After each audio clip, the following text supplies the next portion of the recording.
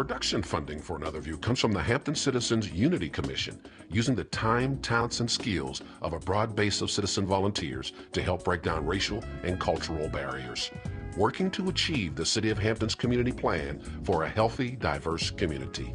And from the African American Programming Advisory Group, community visionaries assisting WHRO to engage, enlighten, educate, and entertain all communities in Hampton Roads.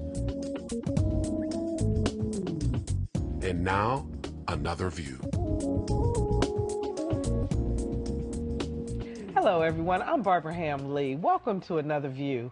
This week, all over Hampton Roads, school-aged kids are suffering from the same condition, the end of the school year fidgets. It's summertime, playtime for most, work time for some, but for all, no books, no tests, no studying, no grades till September. Now, the kids are happy, but parents, teachers, and caregivers know that it's important to keep the learning going despite the summer break. Our guests today have some fun and innovative ways to keep kids engaged, and here's the secret: they won't even know they are learning. Please welcome Martha Razor, an early childhood specialist here at WHRO, Terrence Affer-Anderson, President and CEO of Stage Norfolk Incorporated, and Dr. Lisa Moore, leader of the STEM Summer Camp. Welcome, everybody, to Another View. Thanks for joining me today. Thank you. Now, Martha, I'm going to start with you because this is an exciting time for me to be able to share with our audience exactly what WHRO does with kids, because a lot of people don't realize that we have a full educational component to the television and radio station, and we have some fun things going on this summer. Okay, well, Barbara, first I would like to let everyone know that WHRO is owned by 18 school divisions. And so WHRO is education. We are education for all. What WHRO Children's Services are, it's just the programs that we have to serve the children in our community. Now, this is beyond, we know that we have Sesame Street and we have, you know, Between the Lions and shows of that sort, but this is beyond the PBS shows. These are actually programs that we do right here in Hampton Roads. Can you tell us a little bit about some of those? Well, we have a supervised summer reading camp that we have this summer. And we will be partnering with one of our local libraries, the Clarence Cuffey Library, and we are going to have a PBS Kids Library Corner there. We're also going to be working with one of our local schools, and we're going to be having a Martha Speaks Reading Buddies program during the summer. So we have quite a few things going on. Now, you're an early childhood specialist. So what are some of the things that are important for parents, caregivers to continue to reinforce in the summertime so that kids don't fall behind for the next year? Well, my big thing is literacy. Just continuing to strengthen those reading skills, keep those up to par. When it comes to reading skills, I know the libraries have a lot of reading programs, and that's one place that you can go to get little activities going on. And we also want to remember to always talk to our children and listen to them, constantly having them to just talk about the things that they've done throughout the day. So wherever you go, we know that any time is learning time, and we have to always remember that we have to be able to identify teachable moments throughout the day. Give us an example of a teachable moment. A teachable moment can be a trip to the park, just talking about what you see, a trip to the store or a trip to the zoo, just naming animals, having the children to come back after the experience to be able to just talk about it, write about it. I like when especially small children to be able to draw pictures of what they've done throughout their day and then talk about it. Children who can write about the experience throughout the day, because this helps them to be able to recall prior information. That helps with comprehension. Now, how do you make it exciting so that they, you don't say, here, take this journal and go write every day, but what are some of the things that you should do so that you are teaching, but yet the kids really don't know? A lot of times you have to put it into a game form, because we don't want to burn them out, because sometimes parents panic when you are, when school is out, and they don't want the children to forget. So we want them to learn without knowing that they're learning, you know. So we want to play games, sing songs, rhyme. Remember to just, you know, play rhyming games with them. So some of the school chime rhymes that we learned when we were little, those are still good. London Bridge and things of that sort, those are still good. Nursery rhymes are good. You know, Dr. Seuss books are. And the things that you're talking about, they can go to our website, to WHRO.org, to find out some more activities, correct? Yes, yes. And these things that you're talking about are free. Correct? Yes, they are. Okay. And Lisa Godley spent some time with us a while ago, or actually spent some time with a daycare, and she also has some other ideas on kids' activities. Parents know just how much their kids are looking forward to the summer. Most can't wait to turn in their books and chill out for the next 3 months. But wait! Just because they've checked out of school doesn't mean the learning process has to stop. Research shows that teachers spend a great deal of time in the fall reteaching what children lost during the summer months. But it doesn't have to be that way. There are things you can do with children of all ages to keep them on their toes and the wheels of knowledge turning all summer long. And if you do it right, they might not even figure out that they're learning. Alicia Gibson, along with her husband James, founded Leaders of Tomorrow Academy in Chesapeake 10 years ago. She works with children of all ages on a daily basis and has some easy activities to keep them ahead of the game. One of her favorite supplies for summer learning fun with younger children: stickers. Students love stickers. This is the most inexpensive activity I have ever found. Gibson's recommendation: have the child put a different number of stickers on the back of each hand, then have them count each hand separately, then all together. Have it all together. Help me with Keenan's hands. Go. 1, 2, 3, 4, 5, 6, 7, 8, 9. Good job. When you're working on their learning, you don't want it to seem like they're actually learning. So all day long, it's time for math. When you're cooking, bring them into the kitchen, have them measure out what it is. Even if you don't measure, have them to do the measuring out what it is that they're going to fix. Going, how many teaspoons do you need to make a tablespoon? Or how many cups make a pint? Have them to do that in the kitchen. Gibson suggests when you're out at restaurants, challenge your kids. Have them to get the change back from the person that they're paying. Ask them that if you can get the change, if you can determine how much change you get back before they come back to the table, then you get to keep X amount of cents or X amount of dollars. That's going to encourage them to want to hurry up and get that calculated just right. Gibson recommends that all parents have a parent preparedness kit, which you can stock with different supplies and activities that your children can do all summer long, and it'll only cost you about $22. Here's a tip. Younger children won't feel like they're learning if they're allowed to do free expression and draw what they want. You're not giving them a piece of paper and saying you have to color between these lines. You're saying whatever you want to color, whatever you want to do, you can do that, and then you tell me what you've done. Madison, can you tell me what your picture is so I can write down what it is? My daddy. That's your daddy. Gibson says children can get a history lesson just by watching the news. And if they're talking about a country on the news or on television or a show they're watching, they're talking about a country, then you say, okay, can you find that on a map? Because I'm not really sure where it is. Or if you are sure, okay, can you find it for me? And then try to look at it. Know what other continent is on? What body of water is it near? And it doesn't take but a minute. She says parents should pick one subject a day and spend no more than about 20 minutes on it. As a parent, you write these down. Monday, okay, I'm going to do math. Tuesday, I'm going to do language. Wednesday, I'm going to do social studies. Thursday, I'm going to do PE. And Friday, we're going to do something of their choice.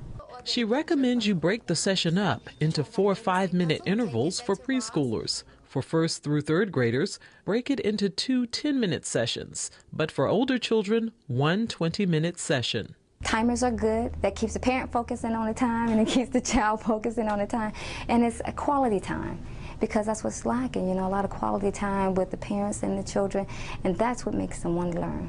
For Another View, I'm Lisa Godley. Those are some great ideas. And Martha, if you can't afford that $22 kit, there are a lot of free things that you can do also with your kids, aren't there? Oh yes, you can take them, as I said before, to the libraries.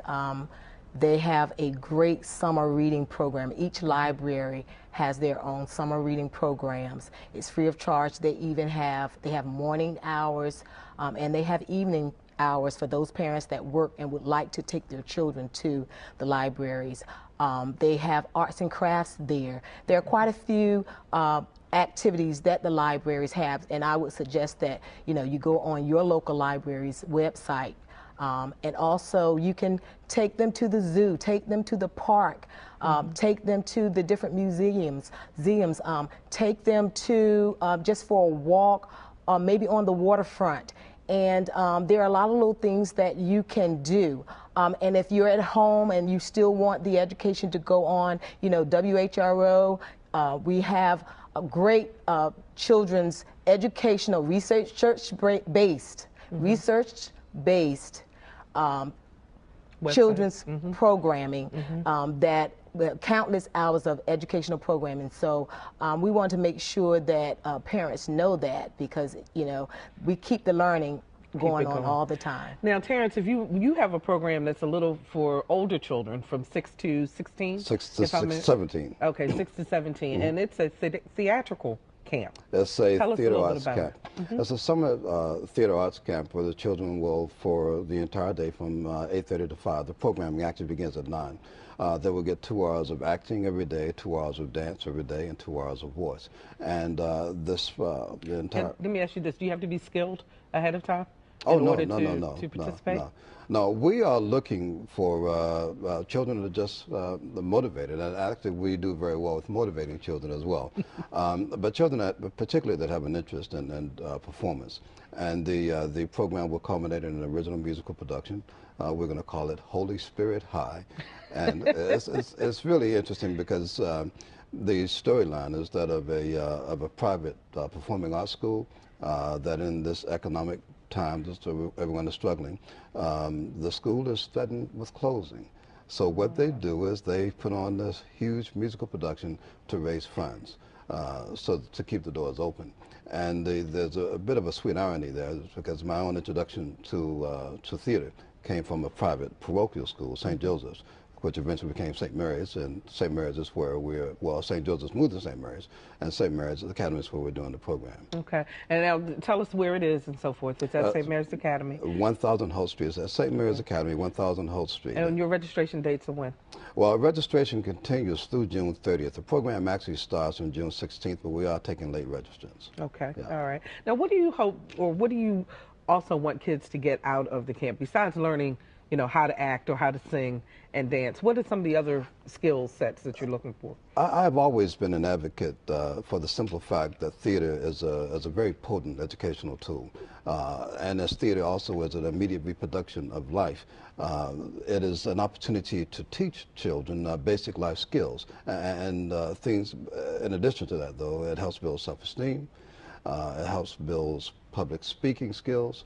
It helps build social skills. And also, I think that the basic approach that I personally use, and will be the basic approach to the theater arts camp, is that we all have our own unique degree and style of creativity. And once we get children in an environment that is very intensively focusing on developing one's creative instincts, I think that the children will in fact learn a lot more about themselves, some self-exploration that will manifest itself in magically creative ways. Now, Dr. Moore, I can't remember whether it's the right brain or the left brain that's the more, Terrence has one side, which is the creative side, and you have the other side, which is science, technology, engineering, and math, the STEM program. And this program is for girls, yes, correct? That's correct. And it's high school? Yes. Okay. Why this age group, and why the technical side, if you will, as opposed to the creative side? Yes, this is an important opportunity for young women, and STEM education is huge, nationally, internationally. We recognize the need professionally for young women to enter, it used to be called the pipeline of starting very young, and to really, it takes quite some time to develop someone to become a scientist or an astronaut. And so this camp is the first time that we're doing this camp at Regent University, and we're also partnered with Girl Scouts, Colonial Coast, as well as the Chrome organization at Old Dominion University. And it's going to be an opportunity for young women to come the last week of July. And, yeah, so tell us the specific Right, dates. July 27th through the 31st. It's from 9 a.m. to 3 p.m. daily. And we're also going to conclude with an award ceremony on Friday evening, in which we'll have Tracy Keller, the CEO of Girl Scouts, to be the guest speaker, who a lot of people don't know that she has degrees in math and computer science. And so it's wonderful that she's going to be able to not only address that side, but also what does it take to become a CEO. Does our, particularly African American girls, do we have a fear of the sciences? I mean, is there a reluctance to go into the sciences? No, and I'm glad that you brought that up, because that's really like a myth. I think what's really important, and this camp is not just for STEM, it's also for people who want to become teachers, because it's really our first teachers are our parents and our families, but also when you get into elementary school. So STEM education is about fostering that knowledge, that natural inquisitiveness. And so, so I definitely think that's a myth, that all students enjoy learning. It's just you got to package it right and again, and get them early. Exactly. Now, the young ladies who can attend this camp, do you have to have A's already in math and in science, or what are some of the criteria? Right. One of the things that I do in my camp, which is a little different from others, they have to have a letter of recommendation, and that's primarily because I want to know from a counselor, a teacher, administrator, that someone has observed this talent or this desire in the child. So there are registration forms, and of course our legal forms, just to because they will be on campus, and I do have full supervision the entire time. So they'll know the basic forms and health forms. But the criteria basically is we really want rising 10th graders through 12th grade. We will take someone that's, that's actually a 9th grader. We will take them. But the goal really is for the young women to kind of have an experience, not just about STEM, because we have engineering activities. We have Norfolk State University coming and doing half a day of engineering activities on one of the days. I've got Tara Golden coming, who is a Navy pilot, and she's going to come in with her flight gear. I've got... this is really interesting, because I was wondering what kinds of things, and I'm more on Terrence's side in terms of being more creative as opposed to doing math and science and so forth. But this sounds really fascinating that you have all of these people, so you can make it fun and make it interesting. Yes, I'm excited. It's really a labor of love for me, because this is something that I know we just have to develop it. We can't, when you talked earlier in the show about what should students be doing over the summer, I mean, we can't afford to have an entire summer off. You can't afford to do that. And particularly if you're a high school student, because this is the time, and this program is also for parents to really, my goal is also to educate them. That's one of the reasons for the award ceremonies, that we'll get a chance for them to come off after work and be able to talk with them, that they will come away with having a resume built. For example, if they want to become an engineer, what are the best schools for engineering in Hampton Roads, or we have several engineering schools right here.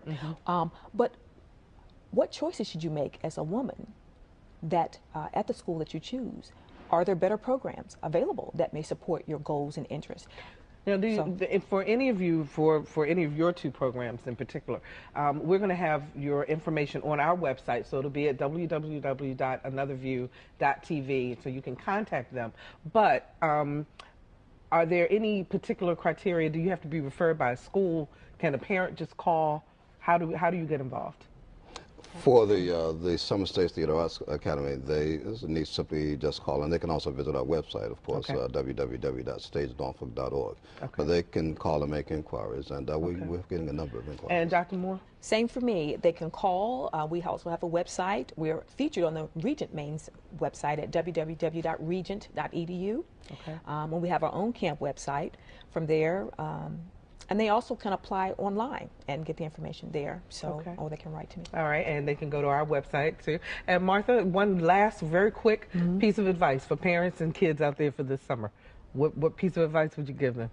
Well, I would have asked the parents to just go to our website, WHRO.org, and we have great information that will give parents ideas of things that they can do. And we have also other programs that have given us ideas and programs that they've had, and that will be on that'll be on the Another View website. So thank you all so much for joining me today. I think this is going to really help some parents. It's not too late is the bottom line to actually get out there and get your kids involved. And we want to say a special thanks to Martha Razor, Terrence Anderson, and Dr. Lisa Moore. And when we come back, one woman's crusade to ensure that no child goes hungry this summer. But first, here's a look at what's happening in Hampton Roads.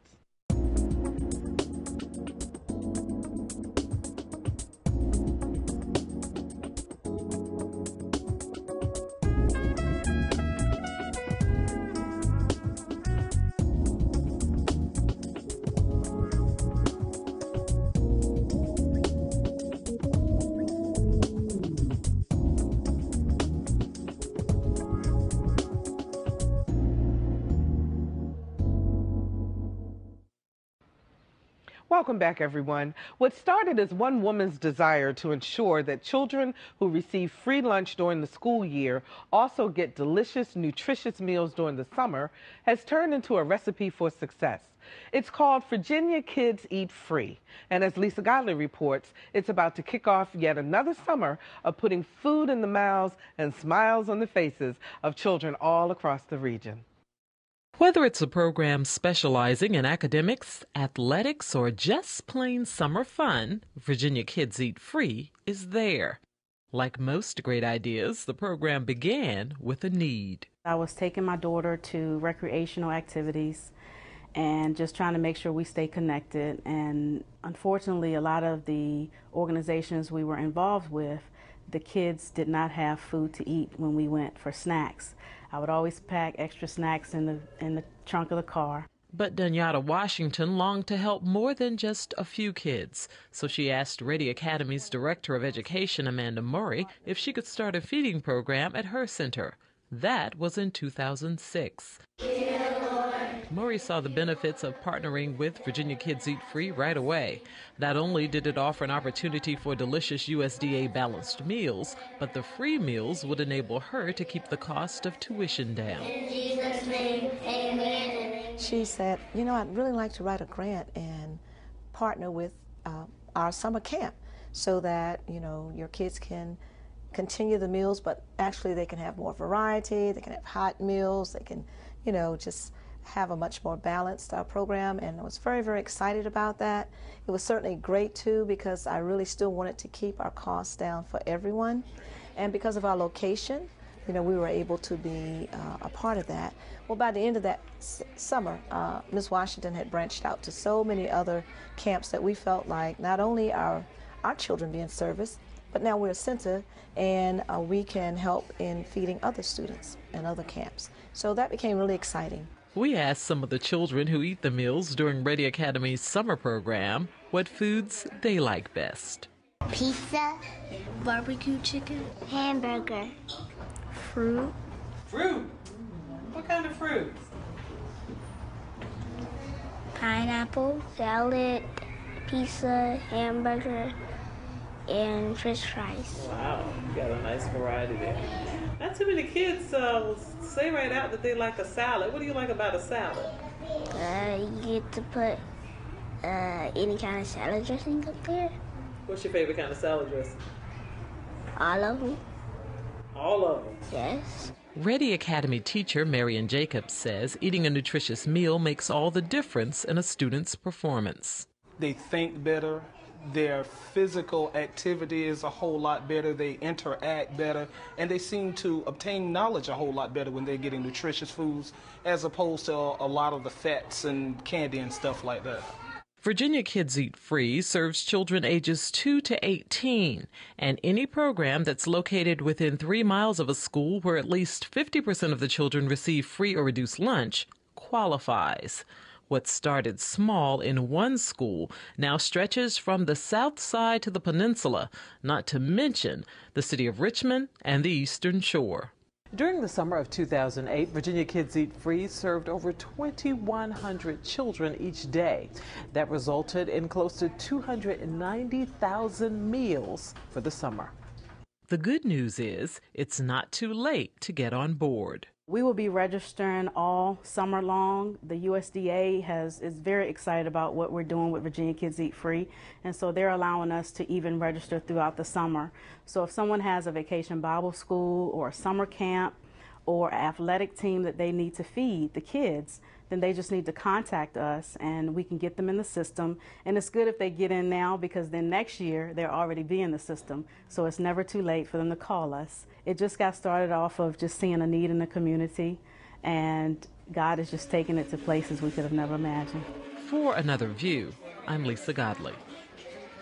Now, if you'd like more information on the Virginia Kids Eat Free program, visit our website, www.anotherview.tv. You'll also find a list of websites featuring activities for your kids this summer. And while you're there, also sign up for our e-newsletter, a once-a-week reminder of upcoming show topics. Next week, being a responsible father. We'll see you then for Another View. Production funding for Another View comes from Hampton's 400th Anniversary Committee and the Hampton Neighborhood Commission, partnering with neighborhoods throughout the city, working hand in hand to create vibrant places we are proud to call home and celebrate. And from the African American Programming Advisory Group, community visionaries assisting WHRO to engage, enlighten, educate, and entertain all communities in Hampton Roads.